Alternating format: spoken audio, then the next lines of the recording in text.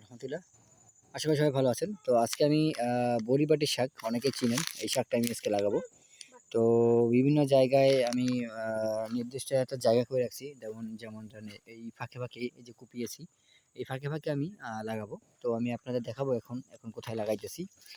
এই পয়েন্টটাতে আমি এখন লাগাবো, ঠিক আছে? এই পয়েন্টটাতে আমি আগামাথা লাগাবো। তো সেক্ষেত্রে আমি শাক নিয়ে নিচ্ছি আমার পর্যাপ্ত। শাকের প্যাকেটটা ধরো। পর্যাপ্ত পরিমাণে শাক নিয়ে নিতে আসি। আরও দাও, মানে আমি ছিটাবো তো আমি তারপরে আমি আপনাদের নিয়ে দেখাইতেছি। শাকের কালারটা দেখেন, শাকের বীজের কালারটা। তো আমি উপর থেকে উঠলাম, ওঠার পরে কি আমি এখান থেকে আমি বুনাইতেছি। আমি নিচে হাঁটবো না, হাঁটলে মাটিটা মানে সব হয়ে যাবে। এখান থেকে আর পেছ থেকে আমি এখন ছিটা দিব, দেখতে পাচ্ছেন ছিটা দিতেছি।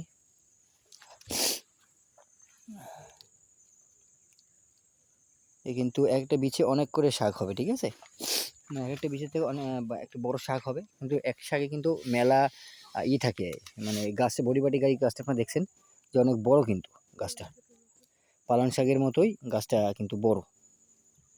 তো সেক্ষেত্রে আমরা এভাবে ছিঁড়ে দিতেছি। মনে হয় ভিডিওতে দেখা যাচ্ছে, আশা করি।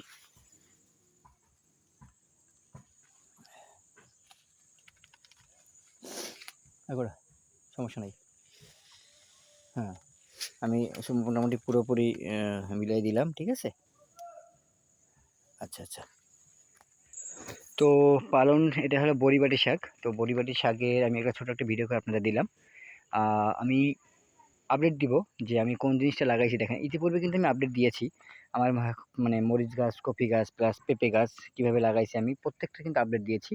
আমি এগুলোর আপডেট দিব। আমার চ্যানেলটা দিয়ে আপনারা যদি ফলো করে রাখেন, আমি এতটুকু বলতে পারবো, আমি যে ভিডিওগুলো আপনার করব সেটা আপনার বীজ থেকে লাগানো শুরু করে টোটালি আপনার সব কিছু মানে দেখতে পারবেন যে কীভাবে বড় হইতেছে বা কখন কি দিতে হবে, সার ওষুধ দিতে হবে, এটা আমি আপনাদের দেখাতে পারবো আশা করি। তো বন্ধুরা, আমার চ্যানেলটা অবশ্যই সাবস্ক্রাইব করে রাখবেন, ভালো লাগলে শেয়ার দিবেন।